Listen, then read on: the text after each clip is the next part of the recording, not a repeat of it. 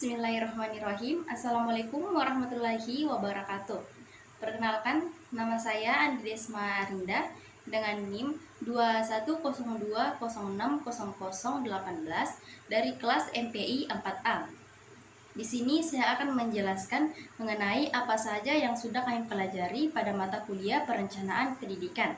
Yang pertama mengenai arti perencanaan. Perencanaan adalah suatu proses yang menentukan apa yang ingin dicapai pada masa yang akan datang, serta menetapkan tahapan-tahapan apa yang dibutuhkan untuk mencapainya. Kemudian yang kedua, pengertian perencanaan pendidikan. Perencanaan pendidikan merupakan suatu proses mempersiapkan seperangkat keputusan untuk kegiatan-kegiatan di masa depan yang diarahkan untuk mencapai tujuan dengan cara-cara optimal untuk pembangunan ekonomi dan sosial secara menyeluruh dari suatu negara. Kemudian unsur-unsur perencanaan pendidikan.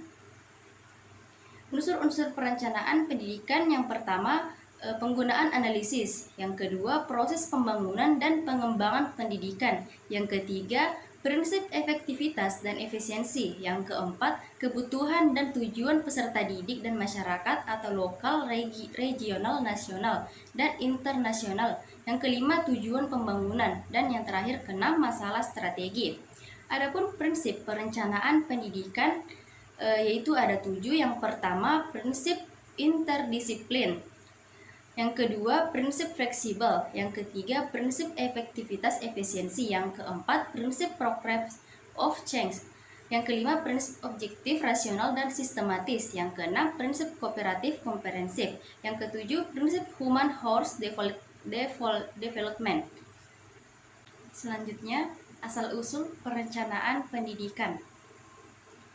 Perencanaan pendidikan dimulai dari sejak zaman kuno, di mana pada masa itu para ahli filsafat dan ahli pendidikan sudah memiliki gagasan tentang perencanaan pendidikan yang bersifat spekulatif seperti yang dikemukakan Xenophon dalam konstitusi Lacedaemonian yang menunjukkan kepada orang-orang Athena bahwa bangsa Sparta pada 2500 tahun yang lalu telah merencanakan pendidikannya untuk tujuan militer, sosial, dan ekonomi mereka. Kemudian Plato dalam bukunya Republik membuat suatu rencana pendidikan yang dapat memenuhi kebutuhan pemimpin dan kebutuhan politik bangsa Athena. Perencanaan pendidikan pada awal Perang Dunia II, Yusuf Enoch 1995. Kondisi perencanaan pendidikan pada awal dan masa Perang Dunia II adalah dimulai pada tahun 1923 di Uni Soviet atau Rusia sekarang. Ditemukannya dokumen rencana 5 tahun pertama The First for Young Soviet Union yang konsep yang rasional sebagai suatu pendekatan ilmiah untuk menanggulangi masalah dengan menetapkan tujuan, memilih alternatif dengan maksud mengkoordinasikan pembangunan pendidikan dengan pembangunan sosial dan ekonomi. Perencanaan pendidikan setelah Perang Dunia II. Setelah Perang Dunia II, timbul berbagai pergolakan sebagai akibat meningkatnya pergolakan sosial dan ledakan penduduk yang tidak terduga, sedangkan sumber-sumber makin langka. Beberapa negara di Eropa mulai memandang bahwa perencanaan pendidikan itu penting, sejak Inggris melalui Education Act tahun 1944 mulai menyelenggarakan kewajiban belajar di 146 daerah, di mana para pejabat atau administrator pendidikan diminta untuk mempersiapkan suatu perencanaan pembangunan pendidikan. Perkembangan perencanaan pendidikan di Indonesia.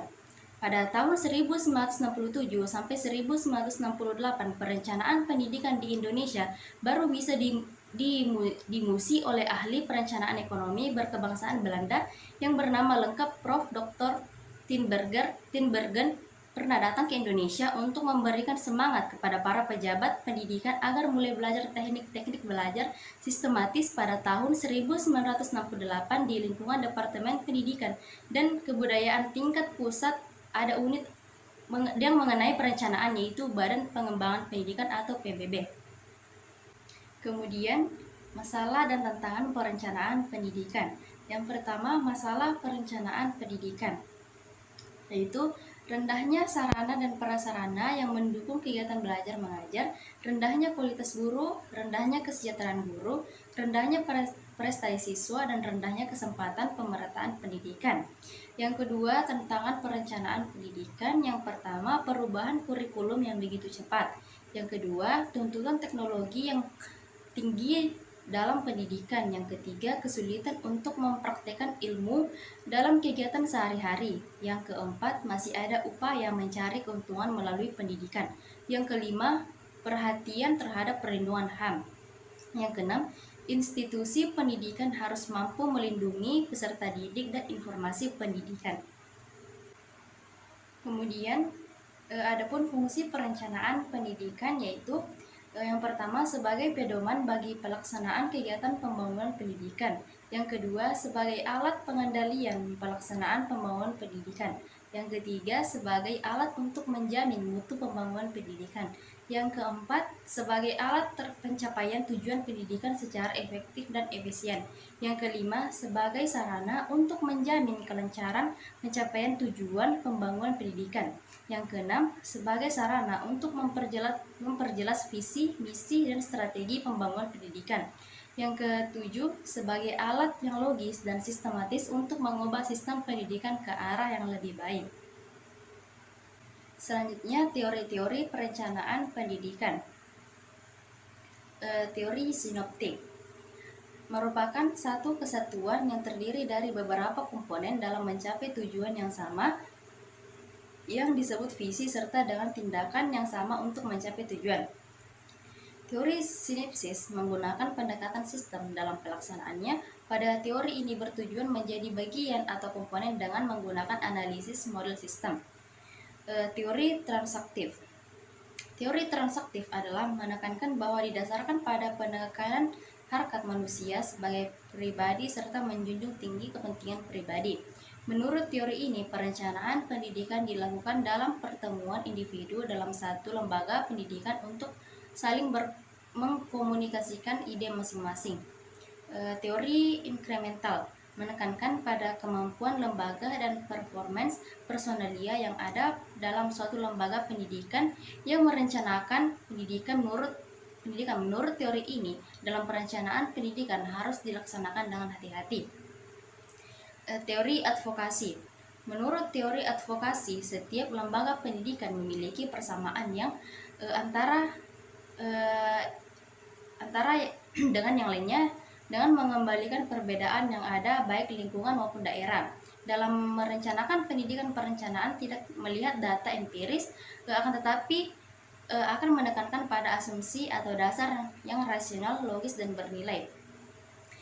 Teori sitar merupakan gabungan dari teori radikal, advokasi, transaktif, dan sinoptik, dan inkremental. Dengan menggabungkan teori tersebut diharapkan saling melengkapi kekurangan masing-masing teori dan menghasilkan sinergi teori yang dapat dijadikan sebagai rujukan dalam menyusun suatu perencanaan dengan meminimalisir kekurangan dan kelemahan masing-masing teori. Kemudian selanjutnya, prinsip-prinsip perencanaan pendidikan Islam. Yang pertama, prinsip ikhlas. Proses pendidikan merupakan sebuah proses pembelajaran yang melibatkan pendidik dan peserta didik secara amanah yang langsung. Oleh karenanya, seorang pendidik adalah penanggung jawab dan pemegang amanah peserta didik. Peserta didik harus ikhlas menjalankan tugasnya. Yang kedua, prinsip kreatif dan inovatif. Sebuah proses pendidikan harus menghadirkan seorang pendidik yang kreatif dan inovatif agar proses pembelajaran dapat berjalan menyenangkan dan tidak membosankan. Oleh karenanya, yang dituntut kesungguhan dalam menjalankan tugas sebagai seorang pendidik. Yang ketiga, prinsip efisien.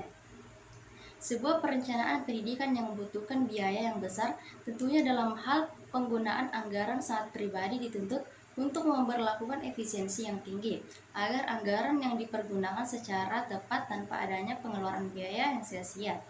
Yang keempat, prinsip berkelanjutan atau kontinu. Proses pendidikan membutuhkan waktu yang panjang, oleh karenanya prinsip berkelanjutan atau berkesinambungan adalah sangat dibutuhkan. Yang kelima, terakhir, prinsip pertanggungjawaban menyeluruh dunia dan akhirat. Yang pertama, secara pribadi dan berkelompok. Di dunia, sesama kehadiran manusia di dunia, penyimpangan yang dilakukan oleh seseorang akan berimbas pada dirinya dan lembaga pendidikan yang menaunginya. Akibatnya, selain pertanggungjawaban secara pribadi, pertanggungjawaban secara kelompok juga dilakukan.